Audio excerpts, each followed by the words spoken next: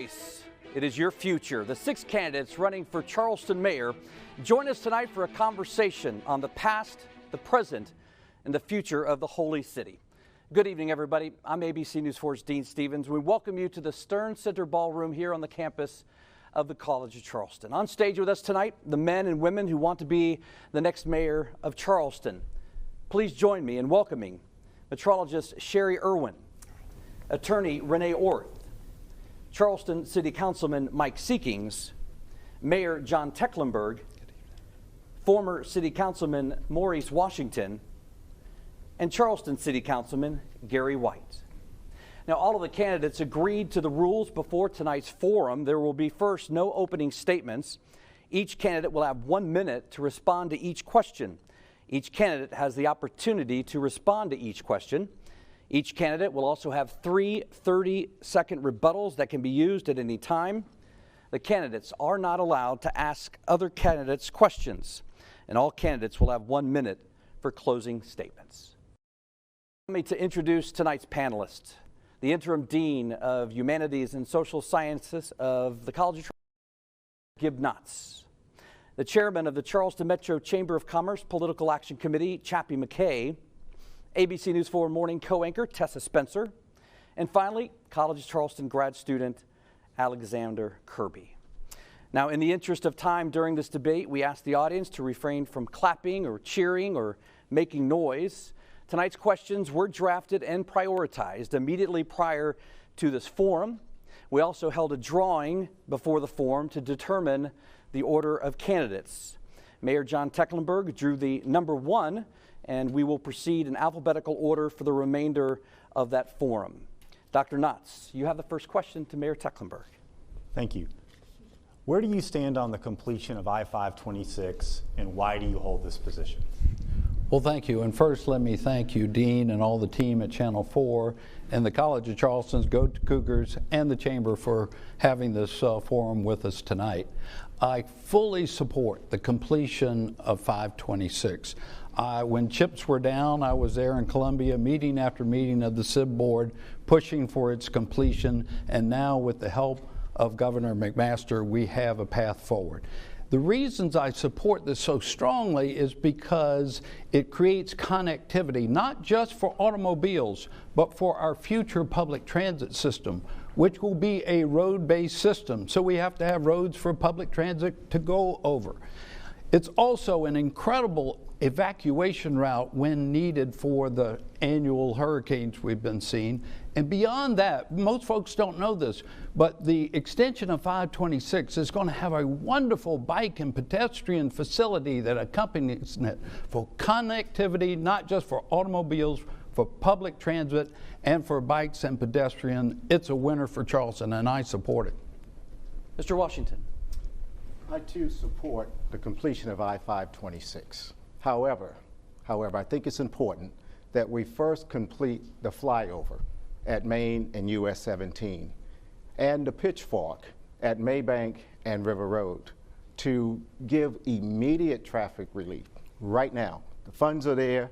Let's get these projects off and running. With respect to I-526, I think we have some additional work to do, however.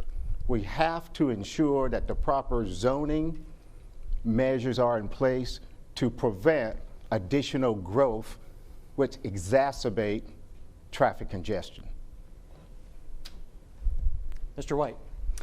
I've always supported I-526 completion. I think it's incredibly important for our community. It's incredibly important for the economic vibrancy of our city to be able to create connectivity and be able to create an opportunity for us to complete a road that, quite frankly, should have been completed a long time ago. For nearly all of my lifetime, there have been ramps to nowhere in West Ashley and James Island. They've created problems time and time again in eliminating us to have the ability to move people thoroughly and completely throughout our entire city. We effectively have a ring road that doesn't connect to the other side. I've supported it from day one. I'll continue to support it. We need to make it an opportunity for us into the future and for the infrastructure needs for Johns Island.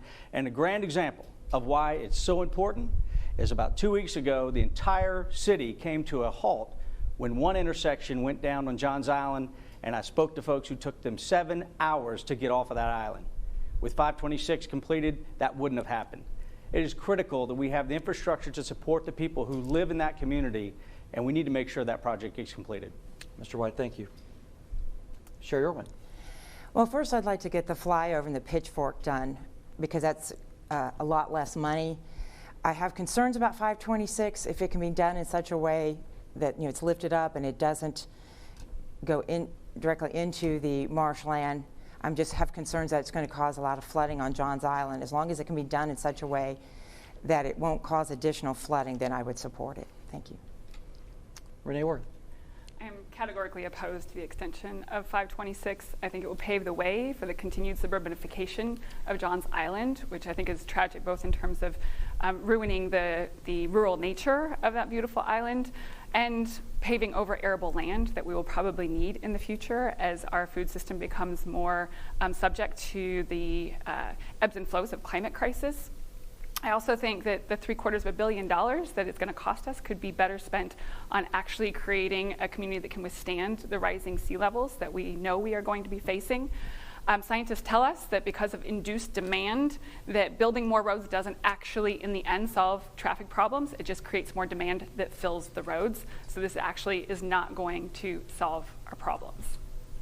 Mike Thank you, Dean. Sakes. So 8 years ago, when I sat on City Council, the City Council delivered a message to the county and the state that it supported the completion of 526.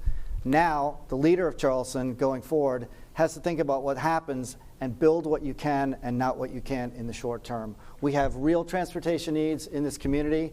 We have to fly over the end of the connector and Folly Road. We have to build those pitchforks. We have to build infrastructure now. We're all adults, both in this room and out there, you citizens of Charleston. 526, if it started tomorrow, will not be completed for another decade. We cannot wait a decade for relief in transportation. We have to take projects that are scalable and that the city has control over, along with the county, to build them now as the others who are working and have this in their court, move towards the completion of that big project. Any rebuttals? All right, as for our second question, Chaplain McKay, you'll address that to Mr. Washington, Maurice Washington.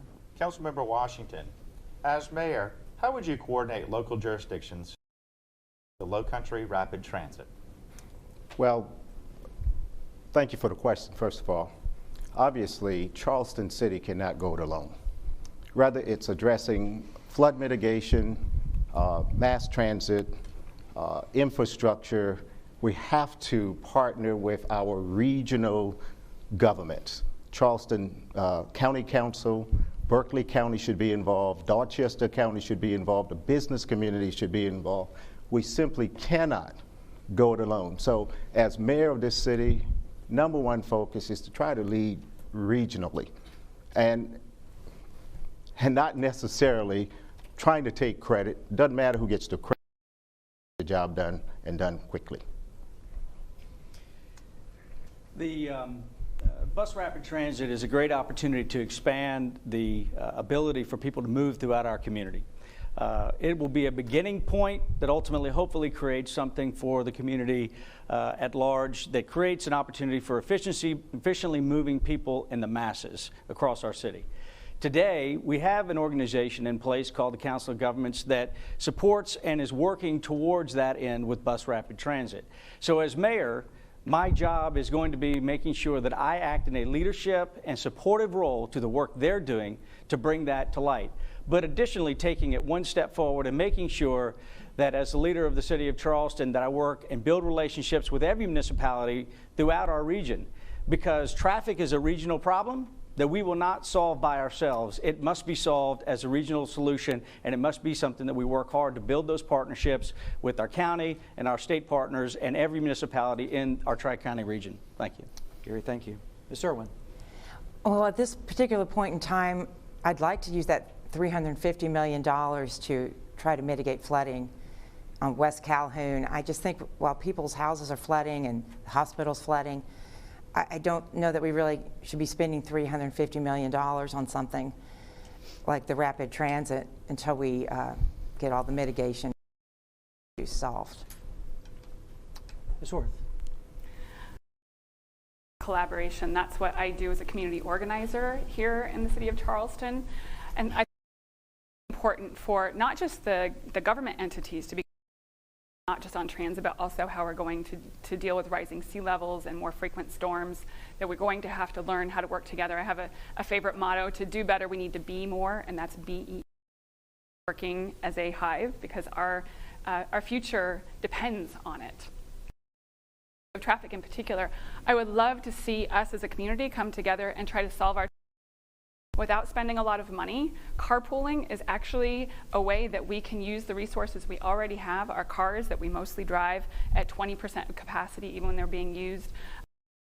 The Waze carpool app that's available in Charleston right now, if we started using it, we could actually save millions of dollars to use to mitigate flooding.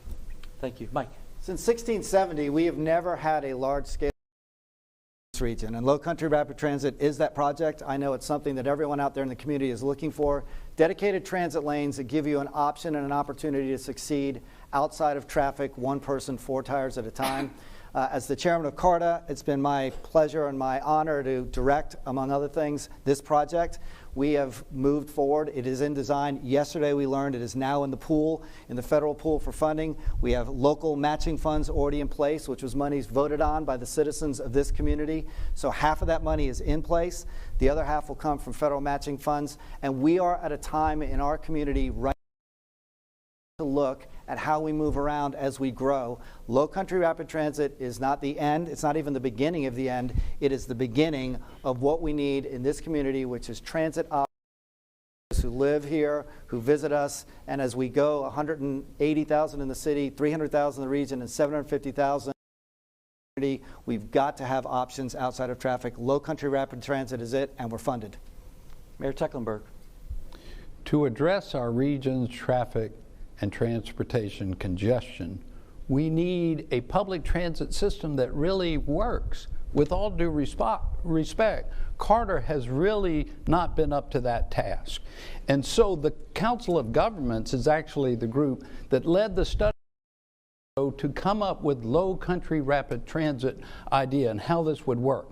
And so that's why I supported our half-cent sales tax, which not only provides funding for road improvements like that main road and Savannah Highway overpass that was discussed, but also to provide funding for this future decent public transportation. And why, since it's been in place, I've been advocating with our federal authorities to reduce the time that it will take to get approved and also to get the funding that we need from the federal government. And Congressman Clyburn announced our availability for that just a week ago. So this is really an important piece of the puzzle for mobility for our region's future. A decent alternative to getting in your car, and that's what Low Country Rapid Transit will provide for our community. Any rebuttals? Yes, sir. With all due respect, Mr. Mayor, you do sit on the board of CARTA. CARTA has led the charge on Low Country Rapid Transit. It is a board made up of 18 elected officials that has taken a public transit system from $6 million in debt to operating on a balanced budget and leading Low Country Rapid Transit in this community. And that's what it takes, regional leadership to bring transportation and other large-scale problems. Not bake sales, money that we go after, and we can put wheels on the road and get this going, and CARTA is the place that's led it, Mr. Mayor, and you've been part of that. Anyone else?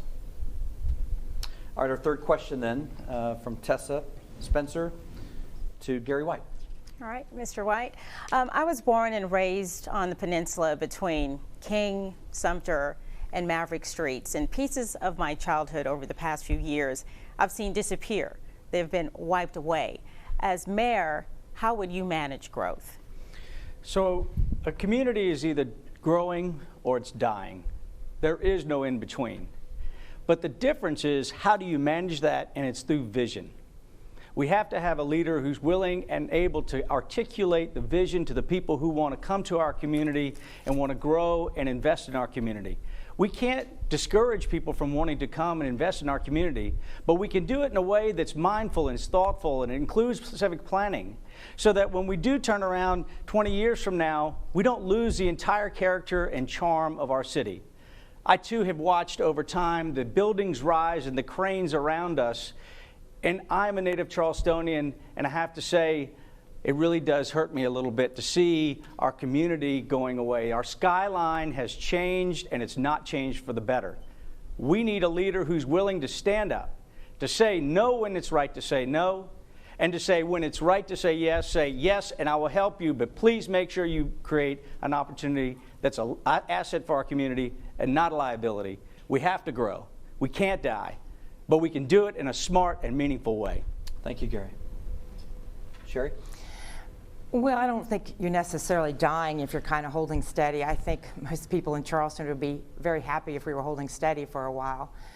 I think one of the problems is our local government. They're constantly talking about annexing and wanting to use public-private partnerships, which is a very dishonest way of saying the taxpayers helping to pay to build a lot of these buildings. And because of that, the developers are going crazy because they're not taking all the risk. You, the taxpayer, are helping to pay for a lot of these buildings. I don't know which ones specifically, but if you hear the government talking about a public-private partnership, that's exactly what's going on. And then what happens is that building these buildings taller, which causes everybody's property taxes around it to go up. And what's happening, a lot of our ethnic neighborhoods are being destroyed across the country because of this. Renee? I think prosperity, community prosperity, not just measured in terms of profits to a handful of people, but really prosperity for all of Charleston needs to be the priority as we grow. And I agree with Gary White that part of being a vital and healthy city. I think it's also important, though, that we recognize the ways that our building and reinforce the lack of truly affordable and low-income housing in our city, that there are kind of invisible, subtle ways that the city makes it impossible for developers to, for example, build apartments that I've been told could be built in the city that they could rent out for $500 a month and actually make money. But because of the laws in place right now, they cannot do that. And so figuring out how we can shift those laws so that we can increase density and improve the ability for people who are from Charleston to live in new developments. And also, I'm categorically opposed to the payment of in lieu fees, and instead of actually providing the affordable housing that is really the moral obligation of developers. Thank you, Renee. Mike? The management of growth in any community is vital because it is reflective of the community, and we have to make sure that this is the city of Charleston, the most livable city that it can possibly be. We have 135,000.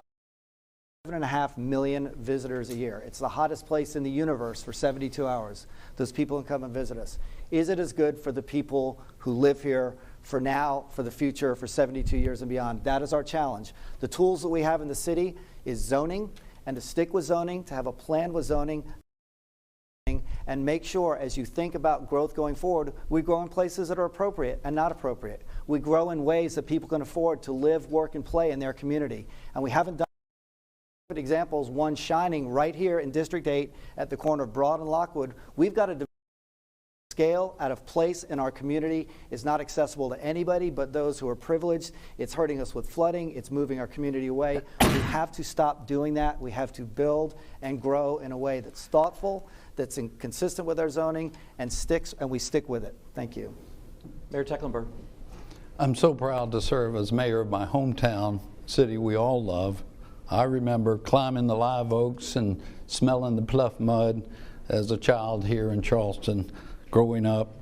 And that's why 4 years ago, when I ran for mayor, I was so concerned about our quality of life and protecting our neighborhoods.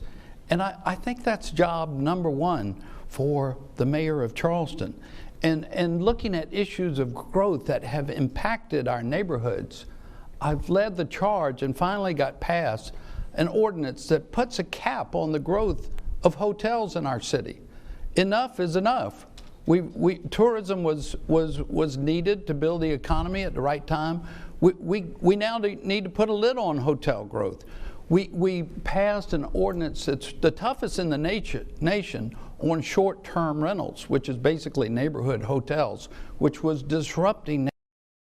We've also, at the same time, I might add, improved parks all over the city, added cultural arts, including our Cannon Street Cultural Arts Center. Mayor Tecklenburg, that's 60 seconds. 60 seconds. My time is up. Thank you.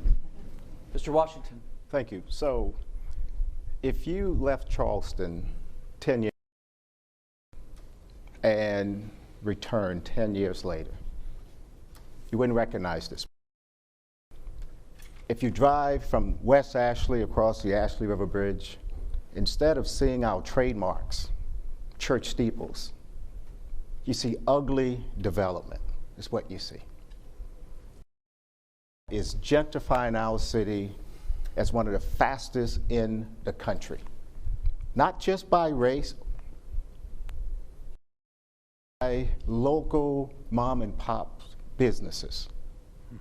It is changing. Charleston is gradually becoming what? Any town USA. Let's stop the overdevelopment. Let's do it properly through planning and zoning. Let's fix this, let's get it right.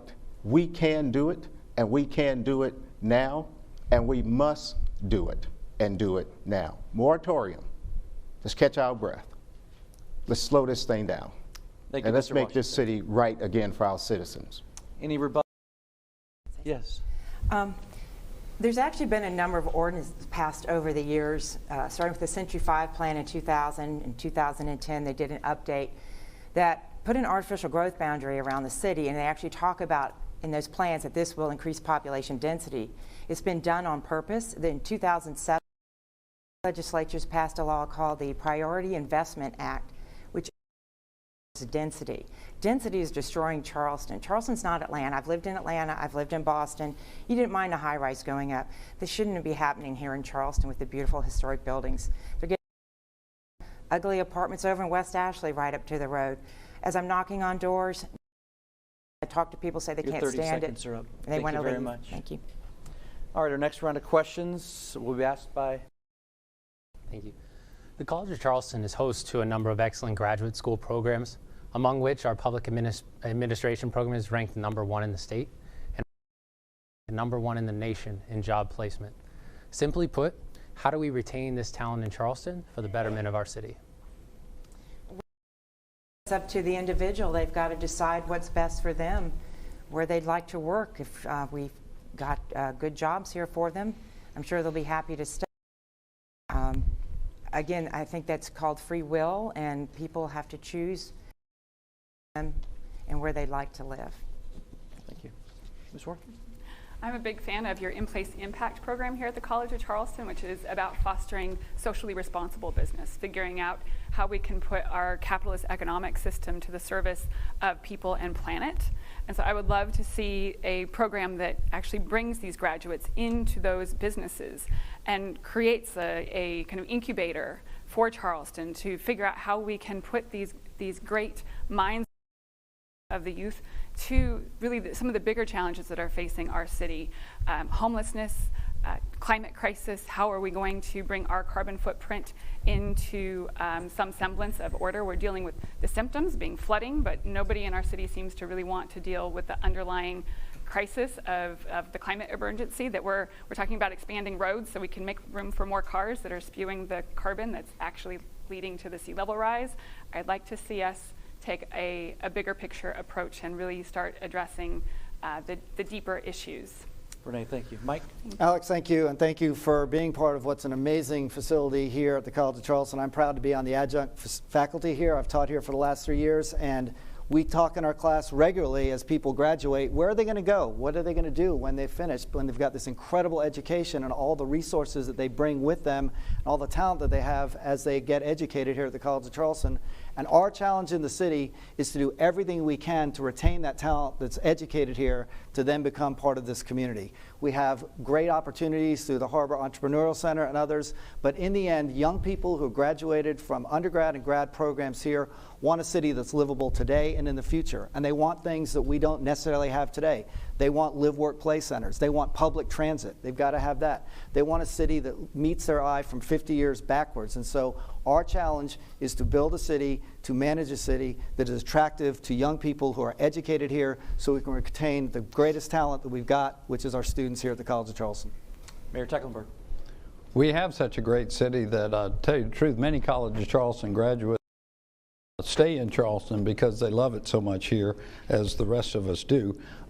Providing opportunities, though, for higher paying jobs and better technology is really the economic development that we need to pursue, rather than low-paying jobs like more hotels. So what we've done as a city is we're providing more incubator space than we ever have before for technology. The digital corridor is now have under construction in partnership with the city its third flagship business incubator for technology. In addition, we've partnered with the Medical University at West Edge, unlike any place in the country, I believe, to promote life sciences and technology and higher paying jobs. And that's the attraction that we'll have to for these higher and graduate level students to stay right here in Charleston. Mr. Washington. Well, we need safe places for residents to live. We need quality neighborhood schools, right? We need technology that will allow them to tap into a world way outside of Charleston City. We also need a solid public transit system, but more importantly, we need the kind of jobs that pay the kind of wages that would enable them to make a rent payment, a mortgage payment, and still have enough money left over to put food on the table and have a social life with their friends and their family. That's how we do it. Gary. I'm a graduate of the College of Charleston. I graduated in 1995, and the brain drain was a real thing. I was lucky enough to find gainful employment when I got out of school, and it allowed me to stay here in Charleston and raise my family. But what I would tell you that we have to, when I talk about growth earlier, I'm talking about our economy. I'm not talking about hotels and apartments. I'm talking about growing the employers who want to come to our community and employ our folks who can actually have and create a living wage and do well in our communities. The mayor just mentioned Charleston Digital Corridor. I started that with Ernest Andrade 11 years ago when I got on council. I was down in Orlando and I saw an opportunity to create an incubator space for the high-tech community. I came back to Ernest Andrade and I said, this is a great idea. And that's where the Charleston Digital Corridor started. It has now become a great example of how we can grow our economy, and we can grow the knowledge-based economy with high-paying jobs. And as mayor, I will continue to do exactly that. I won't talk about it. I'm going to actually do it. Thank you, Gary. Any rebuttals? I would like to rebut. Yes, ma'am. I heard from several of my colleagues up here about the need to pay more money and that we need to grow our economy. The young people that I know who are college age and graduating from college understand that infinite growth on a finite planet is just not possible, and it's irresponsible, and we need to start speaking that truth. What they want, what young people want, is meaning. They want jobs that actually help them address the climate emergency, help address homelessness, help address gentrification, help address the real issues that are affecting and causing suffering and diminishing the ability of future generations to survive on this planet. Thank you, Renee. Thank you. Anyone else? All right, we'll go to our fifth question, and that'll be from Dr. Knotts to Renee Orr. It's going to cost a lot of money to address flooding. So as mayor, where would you get the money, and how would you prioritize where that money is spent? Well, I have read that it's been said that we need $2 billion to fix flooding in Charleston. I just want to say point blank that I don't believe any amount of money is going to fix flooding in Charleston. We are dealing with rising sea levels that show no signs of abatement. If you've been reading the news lately, climate emergency is happening, and it doesn't look like we're actually going to meet the Paris Climate Agreement. And so thinking about in terms of how the things that we can be doing that not only address flooding, but actually create resilience in our community so that we are better equipped to deal with the effects of rising sea levels and more frequent hurricanes. So the Dutch have just told us that we need to start doing jujitsu with water rather than boxing water. I would like to see us transform the landscape of Charleston with edible rain gardens. So rain gardens are gardens that specifically are designed to hold water. There's no reason we can't turn those into edible gardens, because food independence is going to be a very important piece of being a resilient community as the weather shifts due to climate crisis. Thank you. Thank you. Mike? Water is on everybody's minds. As you know, last Tuesday, it was a beautiful sunny day. We had a high tide in the harbor, and we literally had a city divided by water. You couldn't get from downtown to West Ashley and vice versa. We've done a lot of talking about that. It's time for action, and it's going to be expensive. We have engaged the Dutch. They've been here. We've been there, they've come back here, and they gave us recommendations. The recommendations is to start, to go to work, to do something. And when it comes to funding, we have traditional funding sources. As you know, what we do here in the city when we have flooding days, whether it's clear air flooding or raining, where do we store our water? In our roads. The State Infrastructure Bank and the half-cent sales tax are transportation funds that we should go after because flooding and roads are together. But there's other things we need to be doing. Those cruise ships you see in the city of Charleston that take people away 104 times a year at $3,500 at a time, they are paying zero back to the city. You have to pay a fee to go to Charlestown Landing as a citizen. People who come here, land in Charleston on cruise ships, need to pay a fee, and we can put that money towards, among other things, infrastructure and flooding. Thank you, Mike. Mayor Tecklenburg. We've developed and passed the most comprehensive plan to address flooding and sea level rise in the city of Charleston. There are 5 components of it. One of the most important is the infrastructure, building these projects. And the big elephant in the room is how you're going to pay for all those projects. I say one bite at a time or one project at a time, because each project becomes eligible for funding and grants. For example, we've applied for $23 million to help us finish building the low battery seawall, which contract will come to City Council next week. We've partnered with the Corps of Engineers to be able to access federal fundings for the projects that they help us. The county, Charleston Water Service, TIF districts. We even applied to the Wildlife Federation Fund to help us with a drainage project west of the Ashley. So our own stormwater fee, by the way, produced bonding, and we have future capacity in the next year to 2 to fund another $100 million for local projects. We have $100 million worth of projects now underway. We are taking action on this issue. Yes, sir. Mr. Washington. So, $2 billion is the estimate to address flooding in Charleston City.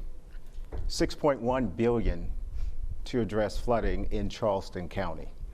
So if we were to put our $2 billion in the ground, the county failed to put their 6.2. Berkeley County, it's 2.4, whatever that number is.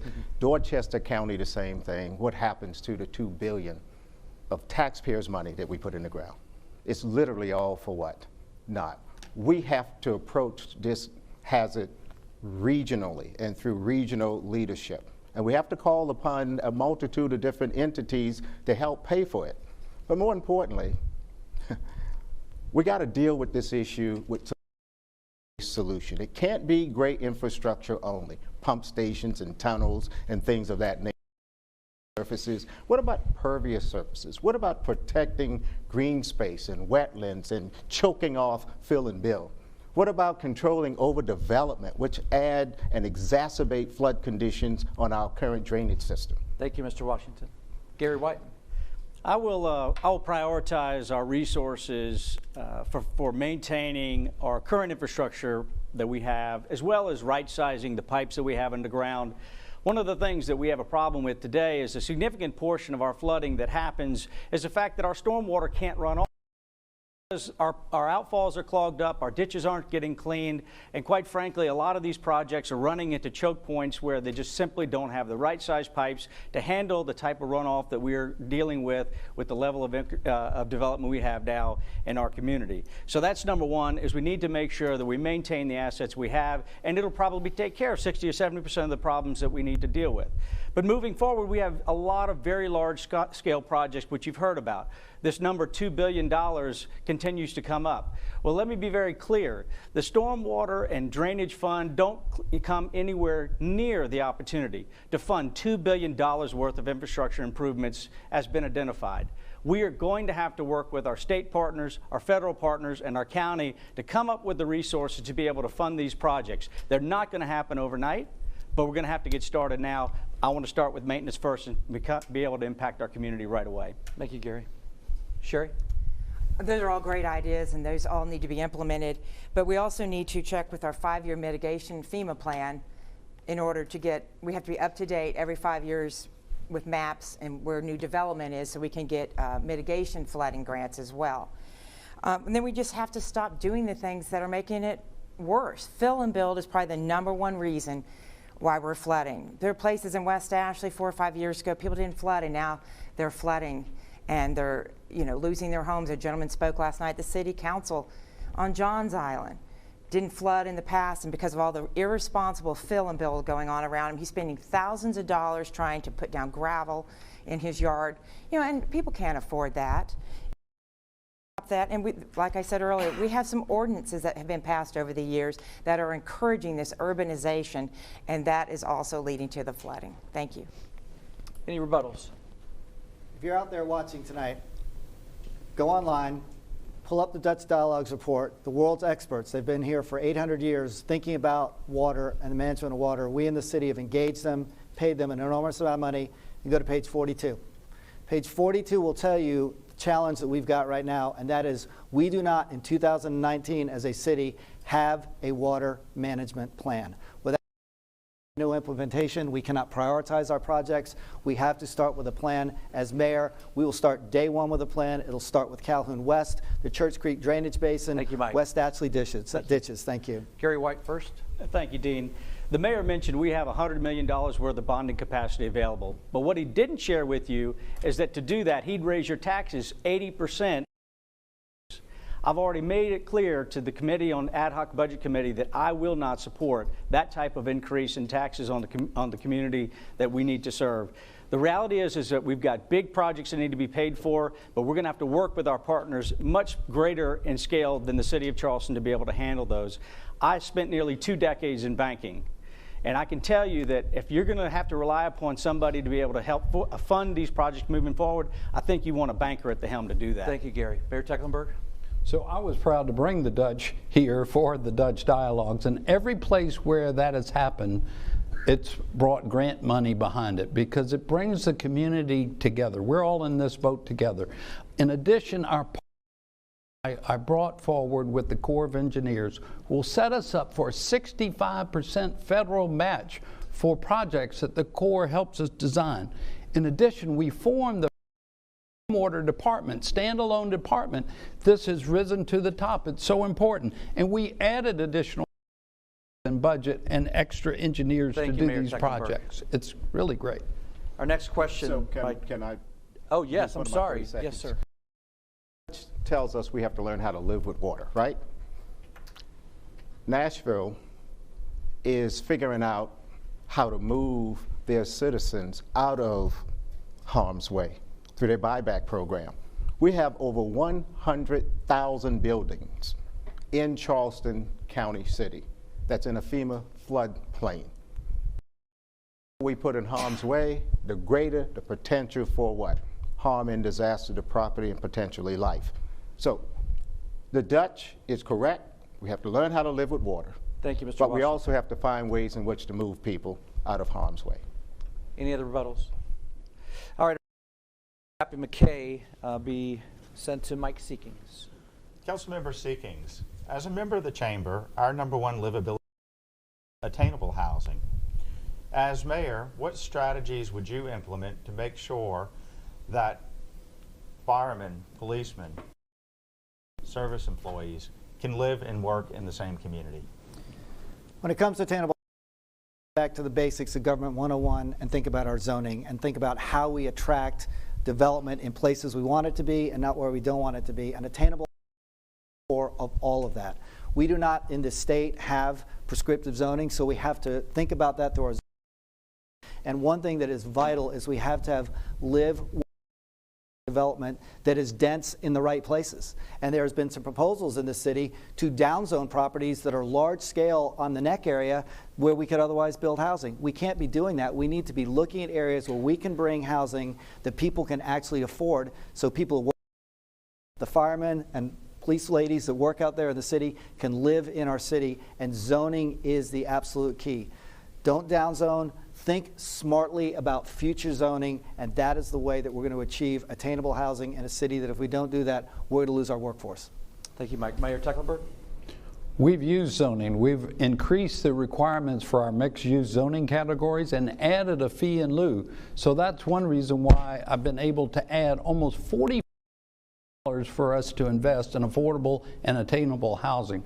20 from a bond referendum, almost $20 million from a lawsuit settlement, and now over 5 or 6 million from this new from a zoning change that we put in place just a couple of years ago. So we have a supply and demand problem, folks. More demand for housing than we have a supply. Prices have gone up. To address providing more attainable and affordable housing, frankly, is to partner with folks and provide some financial incentive and financial stake in the game, investment by the city's $45 million. We plan to, over the next 2 to 3 years, to invest in over 900 units of affordable and attainable housing in our city. I'm real proud of that. Mr. Washington. Okay, so we have 60 seconds to do this. So the most important thing that I can think of is approach affordability in the first place. Think how we implement TIFs in the city of Charleston, the Tax Increment Finance District. Do what address blight, but it also leads to gentrification. TIF that has not led to displacement of people on fixed income in city proper. One. They all have. So what I would do, I would reverse the process. TIFs are fine as long as we take the profit above the original tax base and reapply those funds into affordable housing opportunities to create workforce housing and an available pool of money that will allow the firemen, the police officer, the school alike to access what? Affordability. That would be my approach. Thank you, Mr. Washington. Gary? I've spent 12 years on council, and all 12 years I've had the opportunity to sit on the Community Development Committee. It is the committee that is creating affordable housing in the city of Charleston, and I would tell you, I believe the city of Charleston leads the region in its support and functioning and working and building affordable housing in our area. Yet we still have a problem, and we still need to address it.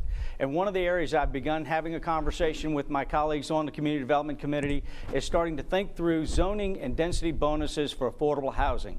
What the mayor mentioned with regards to zoning and the fee in lieu and the opportunity for housing at a percentage within a project, the problem is that after 15 to 20 years, typically those affordable housing units end up going to market rate.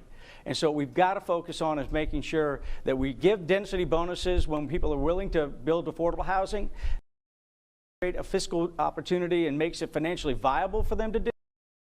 Also, we need to make sure that we're focusing on creating affordable housing in perpetuity in the city of Charleston. I supported and voted for the opportunity to actually purchase Bayview Apartments that was coming on the market. That's step one in creating perpetuity in our city. Thank you, Gary. Sherry?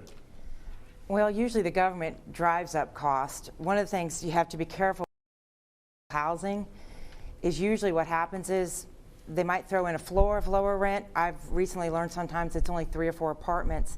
They can then forego the height restrictions.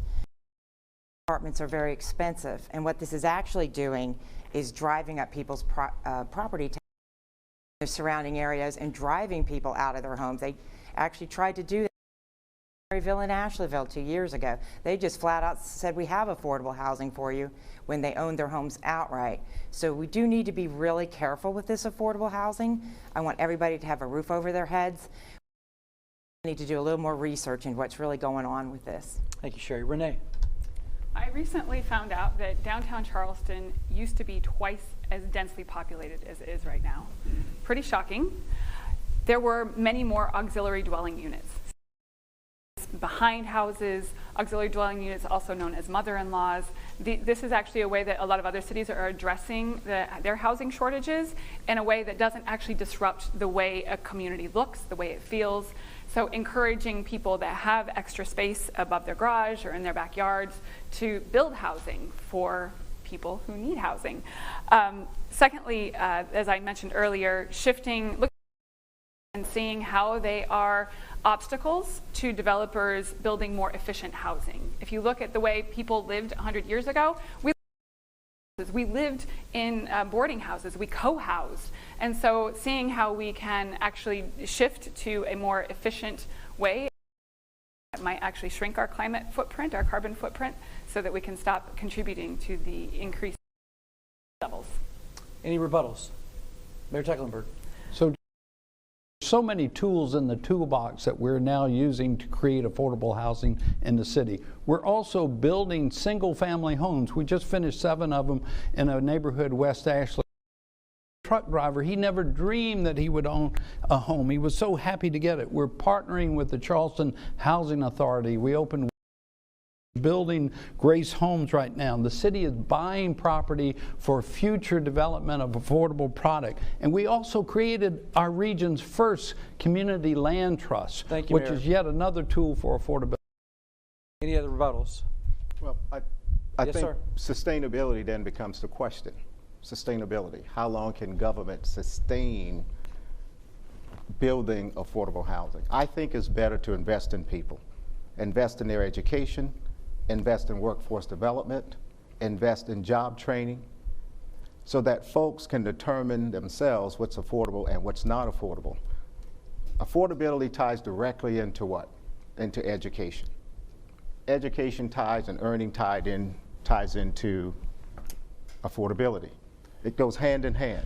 So we have to work along the real and sustainable for citizens of Charleston. Thank you, Mr. Washington. It's time now for closing arguments. An hour never went by so fast when I was in college. Wow. The order of candidates was determined by a drawing of 6 numbers before tonight's debate. The candidates will appear in that order. Mayor Tecklenburg drew first. Great.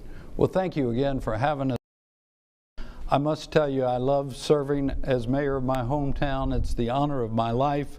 And is to listen to our citizens and listen to their heart and what inspires them and what issues are out there that need to be addressed. And that's why I've focused this year, number 1, drainage. It's the existential threat to our city, but also these other issues we've been discussing, traffic and transportation. But it all comes down to the quality of life of our citizens. And I know there are challenges to work on, but I believe Charleston's future is bright. Our best days are yet to come. And my glass isn't just half full, it's overflowing with enthusiasm for our city. We have better days ahead of us. We're going to leave this place in a better way for our children and for generations to come. And I ask for your support on November 5th to continue that journey together. Thank you. Mike Seekings. Thank you. Thank you to ABC. Thank you to the college. Thank you all for watching tonight on TV. It has been an interesting 4 years. It has been an honor to serve on this council for 8 years. And I ask you, as you think about tonight what's going on in your community, to look around. Look around you and see what has changed in the last 4 years. What has changed when it comes to water, to traffic, to congestion, to development. Has there been change? The mayor used the word tonight that we are overflowing, and that is a fact. We are overflowing in this community, and we need to do something about it. Go back to page 42 and see what the Dutch have told us. Have a plan. A mayor needs to listen, and then a mayor needs to lead. He needs to lead through planning. He needs to lead through regional cooperation. I can tell you through my work on CARTA, which the mayor doesn't think much of, but I will tell you that it's a regional board that we have gone together and put together some plans and implemented. Listen, lead, implement. That is what the next mayor of Charleston must do. Thank you, Mike. Sherry Irwin. Well, folks, this is it. 4 more years of what's going on, and you can say goodbye to the suburbs. I'm not currently in office, but folks, how's that working out for us? Why don't we try something different? Someone who's been fighting for the past 2 years to stop the urbanization of our suburbs. I've been speaking out every month for the past 2 years trying to get them to stop with urbanizing our suburbs over in West Ashley. I will fight for you. I will put residents first. If I have the honor of being your mayor, I will take a 50% pay cut on the salary. I am not involved in any type of real estate or construction. I would have no conflict of interest. All I care about is the people of Charleston, and I ask for your vote on November 5th. Thank you. Thank you. Maurice Washington. Friends, thank you all for tuning in. Thank you, ABC, Chamber of Commerce, CFC. Thank you for this platform and this opportunity. You know, we have some real challenges ahead of us. We have flood mitigation issues, affordability issues. We have transportation issues, traffic congestion issues. the next mayor has to be able to walk and chew gum at the same time. There's some other issues out here that we have not been discussing on this campaign trail. And that is an entire segment of our population that's hurting, that's worried about whether or not they're going to be able to make a mortgage payment or rent payment, worried about their children's education, concerned that 94% of African American kids who attend Charleston County Public Schools, majority minority schools, come from poverty households. The wage gap that is flat, that's flat line for African Americans. We have to find a way to make this city work for all of its citizens, every single one, without taking from anybody, but creating real opportunities to make it more livable. If we're going to be amazing, move from great to amazing, we have to do that, and we have to start doing that now. Thank you, Mr. Washington. Gary White. Thank you, and thank you all for putting this event together for us this evening. It means a lot to us as candidates that you all would take the time to come in here and listen to what we have to say. I'm the only candidate on this stage tonight that has been endorsed and supported by the majority of City Council. And that's important because if you want to see things getting done in our city, it requires teamwork and it requires 7 votes of City Council to get anything done. I come day one with the support of Council to make that happen. I'm not running for mayor because I want to have the accolades. I'm not running because I want to further a political career. I'm running for mayor for one reason and one reason only. I love the city of Charleston. It is my home. It's the home of my family, and I raise my children here. I have 3 children, and when they grow up, I want them to want to come back to Charleston. I want them to want to be able to get gainful employment in the city of Charleston, to afford to live here, and to raise a family just like I did in the great quality of life that we enjoy in Charleston. We need great leadership, most importantly, somebody who can get the job done. I'm ready to get to work. Thank you. Thank you, Gary. And Renee Orth. So Einstein tells us that you can't solve a problem with the same level of thinking that created it. And so much for what I am hearing from my colleagues up here is business as usual. And the truth is, flooding is not the existential crisis to Charleston. Climate emergency, rising sea levels, more frequent hurricanes, that's the existential crisis to Charleston. And beneath that, what is causing climate crisis is an economic system that is exploiting the people and exploiting the planet. And we have here in Charleston homeless people. Homelessness is being criminalized by the city. We're not actually trying to find homes for people. We have 1,700 students here at the College of Charleston who are very food insecure. These are young people who are trying to get an education who cannot feed themselves. And yet that is not a topic of conversation. This is the holy city, and we have an obligation to live up to our moral responsibility to our brothers and sisters here who are in need, and our moral responsibility to future generations to make sure that they have the same chance that we had to survive and thrive on this planet. Thank you. Thank you very much. Before we leave you tonight, certainly a thank you to the College of Charleston and its graduate program for hosting tonight's forum. Thank you very much, as well as to the Charleston Metro Chamber of Commerce.